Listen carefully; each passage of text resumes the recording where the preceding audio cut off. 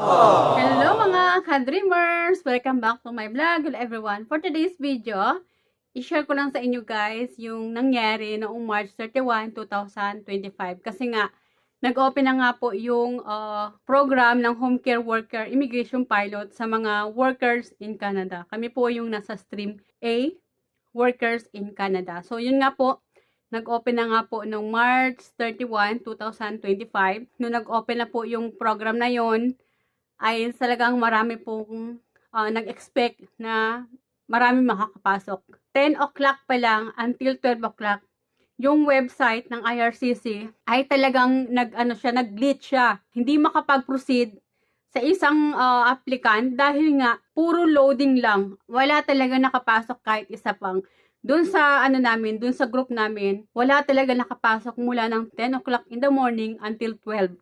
So, gumanda yung website ng IRCC, mga 12:10, 12:20. Ayun na. Pero, mabagal pa rin yung site.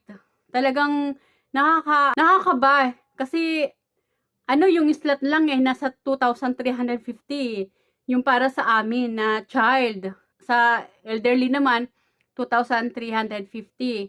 And then, meron naman for out of status sa child, saka elderly, tag 140, and then meron naman 260 for alternate format. Ito yung mga disabled na mga caregivers sa childcare or elderly. So, naka-separate po yung mga slot namin. So, ngayon, dun sa group namin, inuna muna nila yung mga out of status. So, binigyan nga sila ng chance ng IRCC na makapag-apply ng PR dahil nga nawalan sila ng status. So, yung iba, hindi na naka-renew, na-expired yung work permit nila, na-refuse, kakahintay na makapag-apply ng permanent residence. So, kaya sila nawala ng status. Sila yung inuna, kasi nga 140 slot lang. So, mag-aagawan sila doon sa 140.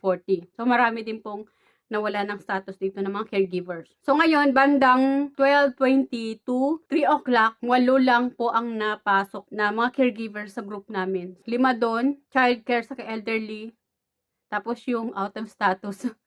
So, kami ay ako po hindi ako pinalad. Kasi,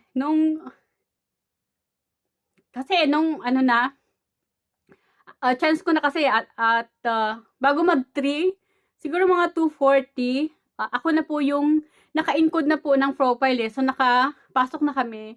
Nakapag-encode na ng profile ko, additional family, travel history, mga forms. Andun na lahat na guys na na-encode na. And then, ang kulang ko na lang yung sa upload ng mga forms. Yun na lang kulang. Tapos, nung time na yun na mag-upload na ng forms, yung kasama ko na isasubmit na lang yung kanyang application, ay nagsara na po yung childcare.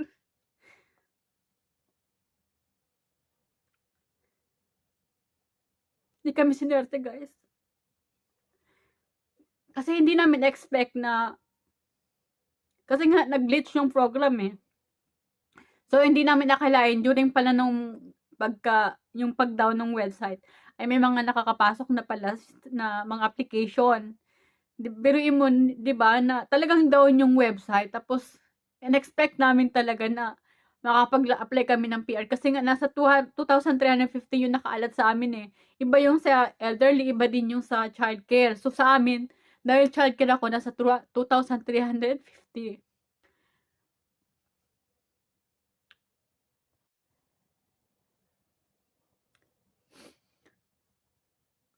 So yun nga, sabi nila pa lang daw, bago mag-3 at napuno na daw yung slot ng childcare.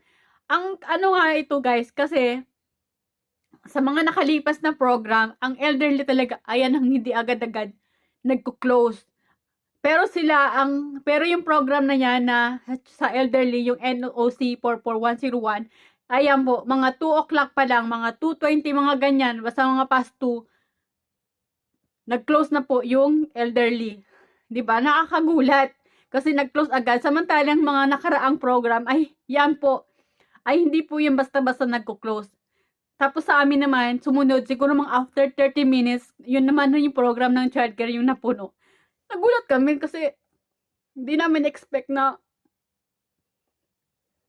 magko-close agad.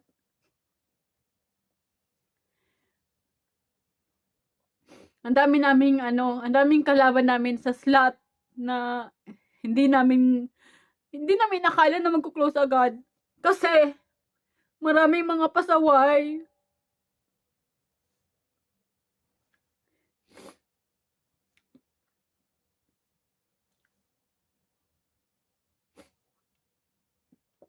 Maraming mga pasaway na yung iba nag-apply na walang job offer, kulang yung experience, kulang-kulang yung mga requirements nila, walang police clearance.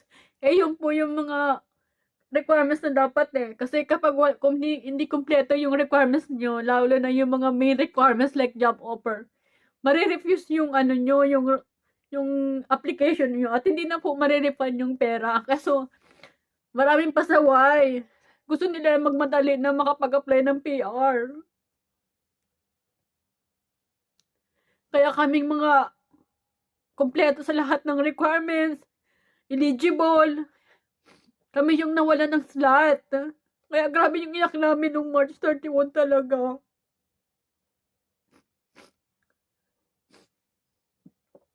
Kasi inasahan na talaga namin na makapag-apply kami ng PR. Kaso marami nang agaw sa amin na mga hindi eligible. Madami talaga. Ngayon, hindi pa naman yung basta-basta mag-check ng IRCC. Kasi mabigat talaga yun sa amin nung nangyari nung March 31. Kaya nga nung umalis na ako ng office,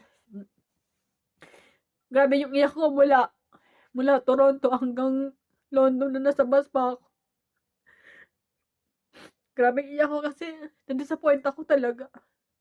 Hindi ko akalain na hindi ako makakapasok dun sa PR application ng March 31. Pati yung kasamahan ko din na last year pa siya, dapat makapag-apply ng PR, hindi na siya nakapasok. Kaya grabing iyakan namin nung March 31. Grabe bagsak talaga kami. Nakalimutan ko na nga na may inimit ko yung isang friend ko dun sa Toronto, after nung application namin, ng PR application namin, magkikita kami dun sa food court sa Toronto. Ang nangyari, parang nalutang talaga ako. Hindi ko na naalala na magkikita nga pala ka. Unexpect talaga namin na hindi naman agad-agad mapupuno yun Kasi inside Canada lang naman yun. Ang lang, marami daw, sabi, marami daw na mga pumasok na mga international student na nag-apply kahit hindi naman sila eligible. Mga kulang-kulang na mga requirements, di ba? Kaya, grabing iyak namin talaga. Kasi, pinaghahanda na talaga namin yung pag-open ng March 31 kahit nga late na yung in-announce ng IRCC yung pinaka-full guidelines.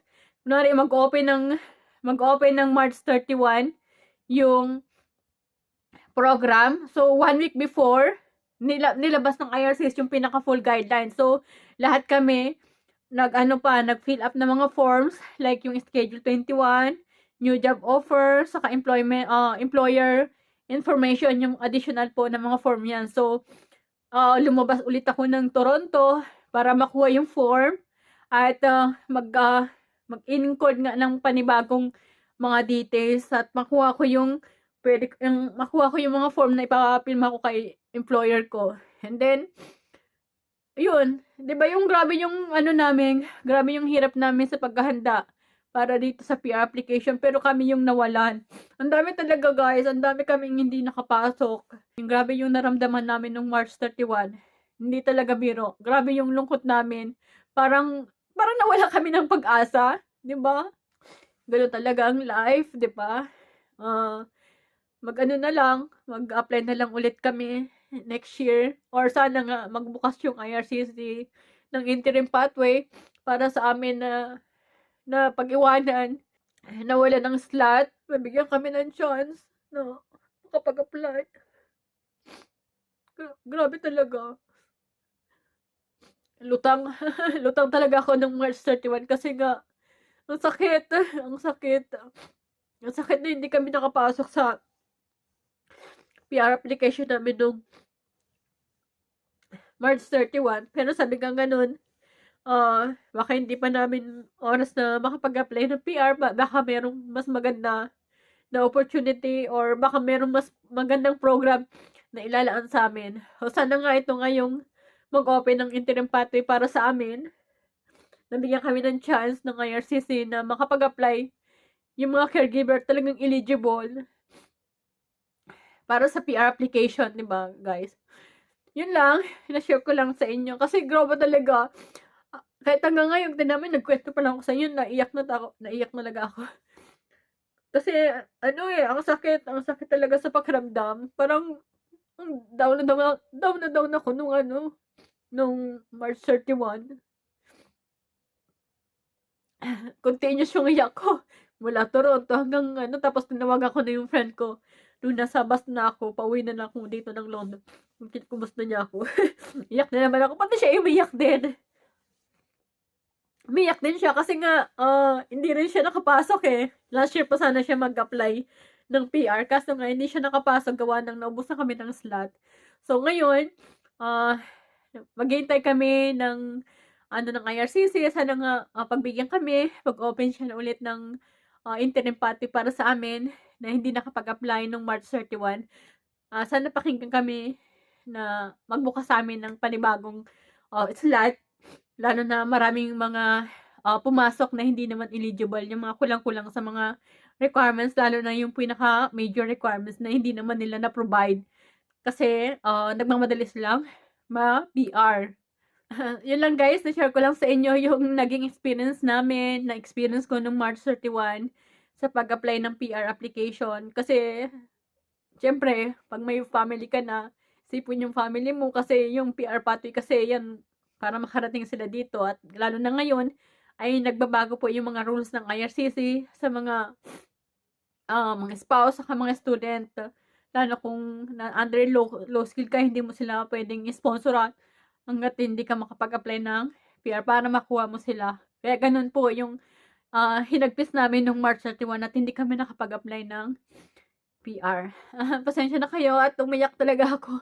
Hanggang ngayon talaga mabigat pa rin sa dibdib yung na hindi ako nakapasok ng PR application. Hindi kami nakapasok ng pamilya ko sa PR application. Everything was ready.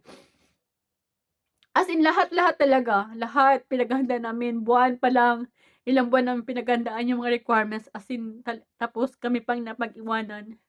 So, ngayon ay praying kami na sana magkaroon kami ng chance na ang IRCC ay magbukas ng interim pathway para sa amin na napag-iwanan na hindi nakapag-apply para makapag-apply na rin kami ng PR application namin.